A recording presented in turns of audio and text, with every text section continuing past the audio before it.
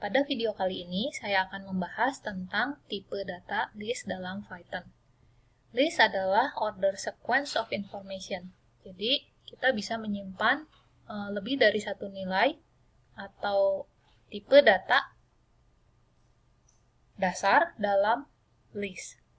Nah, setiap elemen dalam list itu dapat diakses dengan menggunakan indeks, yang dimulai dari indeks 0 sampai indeks ke n.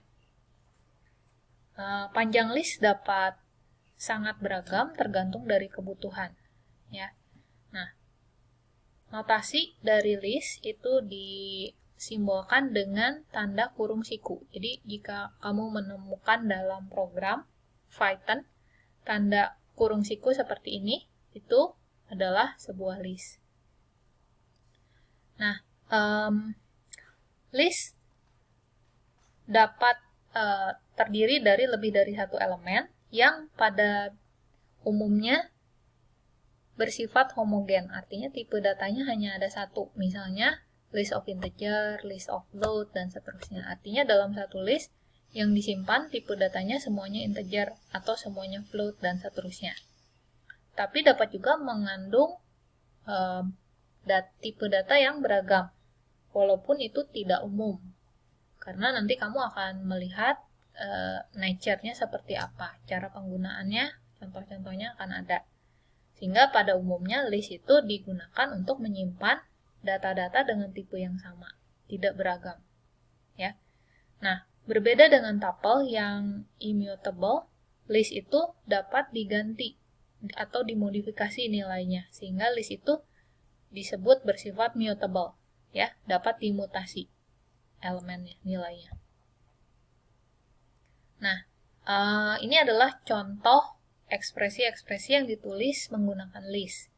Misalnya di ekspresi pertama ini ada sebuah list yang diberi nama a_list, a list ya. Nah, a list diisi dengan atau diinisialisasi dengan sebuah empty list yang ekspresinya bisa dinyatakan dalam tanda kurung siku yang kosong. Itu adalah empty list.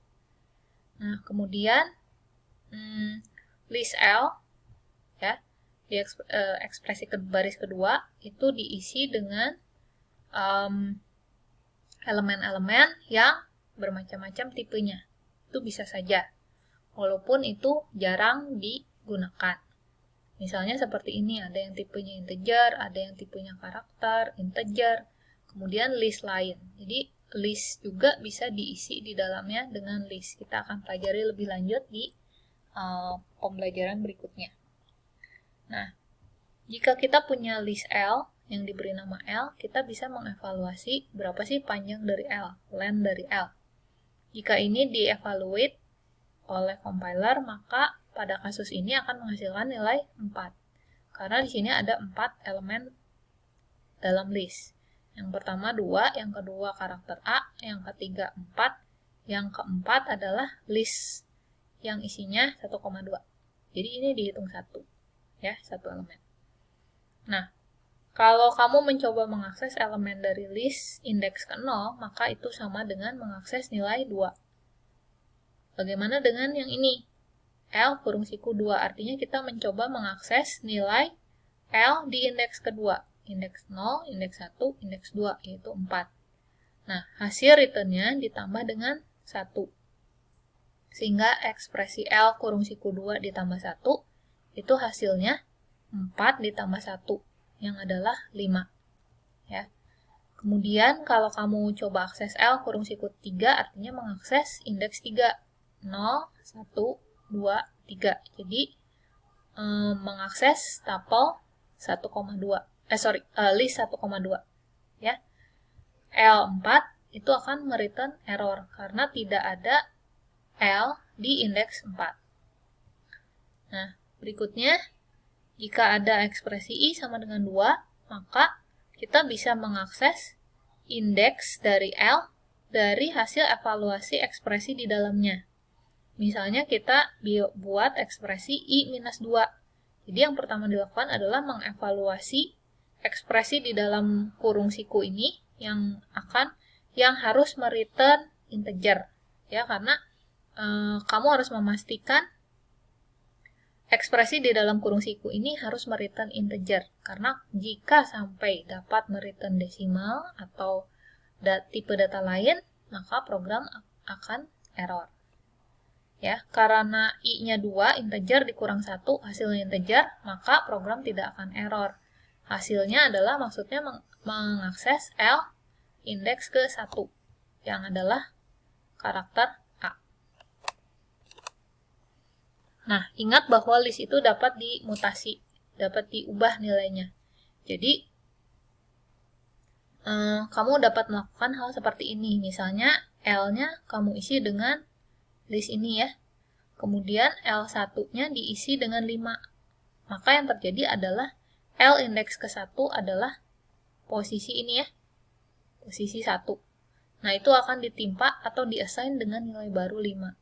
Sehingga jika L dicoba dilihat isinya, itu akan berubah menjadi 2, 5, 3. Jadi posisi 1 akan diubah, ditimpa nilainya dengan 5. Ya. Ingat bahwa yang diubah adalah objek yang sama. Ya, jadi kalau L itu adalah pointer ke sebuah lokasi di memori di mana isinya tadinya 2, 1, 3. Ketika ada perubahan L, kurung siku 1 sama dengan 5, maka posisi itu akan diganti nilainya dengan 5. Ya. Tapi L tetap menunjuk pada sebuah posisi yang sama. Jadi isi dari memorinya yang diganti. Ya, itulah list. Nah, sama seperti tuple, kita dapat beriterasi sepanjang list. Artinya kita mulai mengakses elemen pertama sampai elemen terakhir. Nah, contoh aplikasi yang melakukan iterasi sepanjang list itu adalah untuk menghitung jumlah elemen dari list. Ya. Nah, untuk melakukan hal itu, program yang umum dilakukan adalah seperti ini.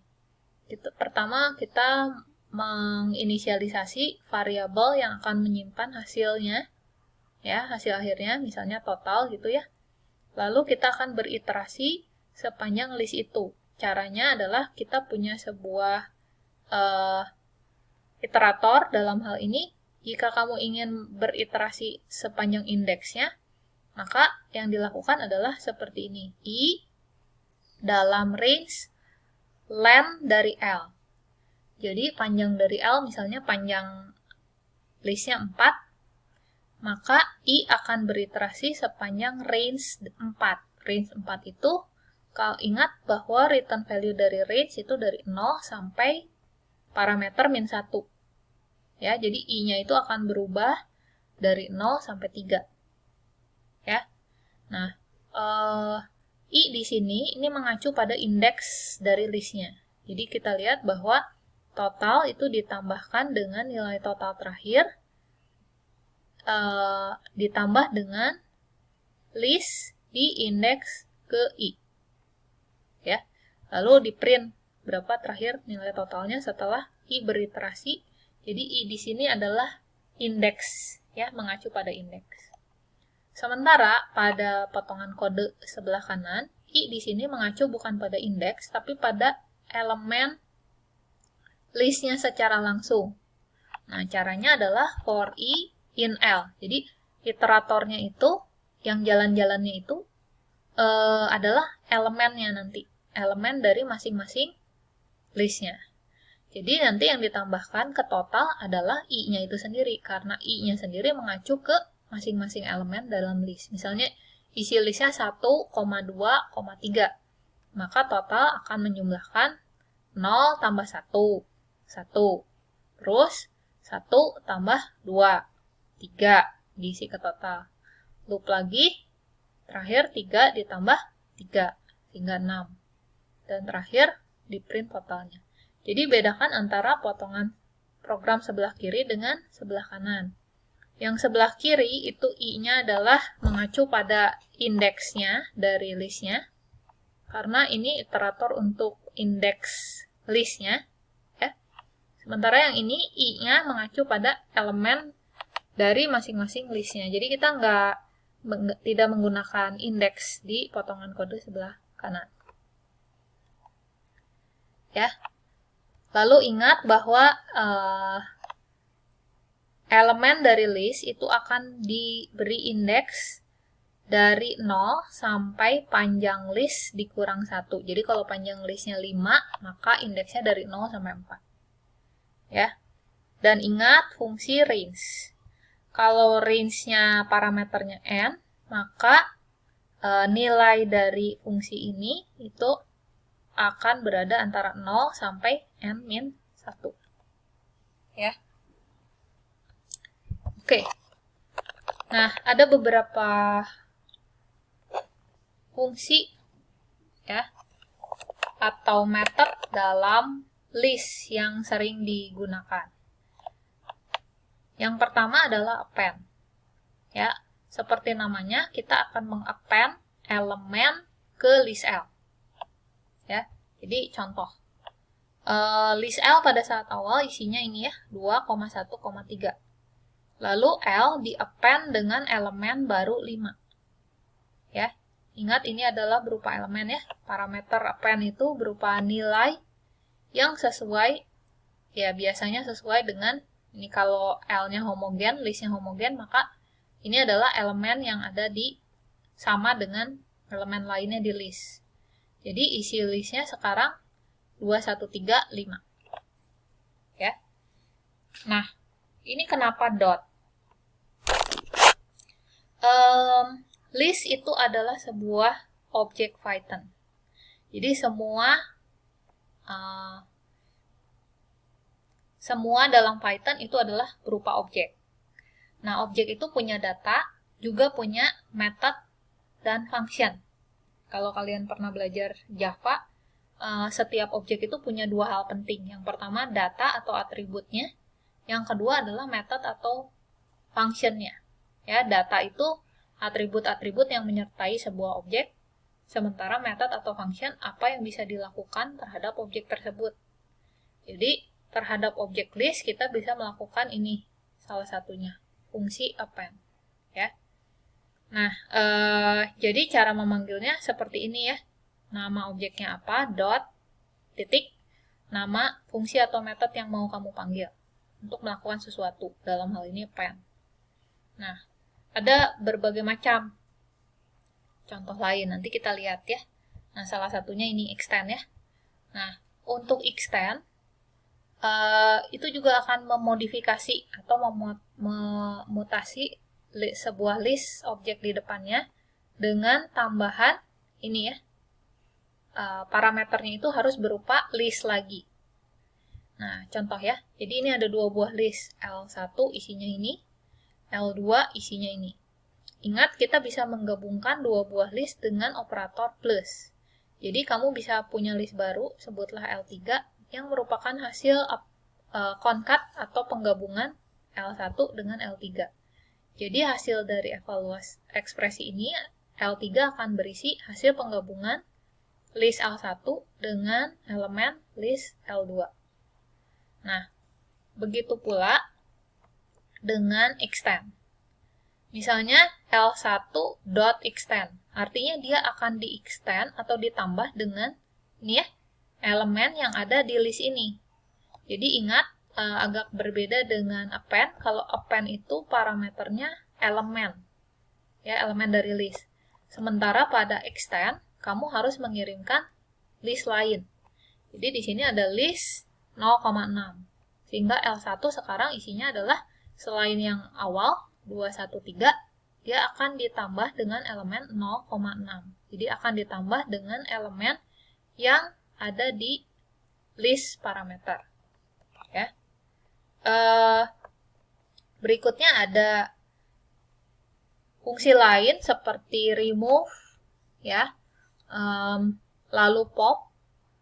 Ada pula fungsi del, delete, ya, untuk menghapus elemen pada indeks tertentu. Jadi parameter dari del, delete ini adalah L di posisi tertentu. Ya, L di posisi tertentu. Contohnya ini ya. Nanti kita lanjutkan di video berikutnya untuk pembahasan lebih detail.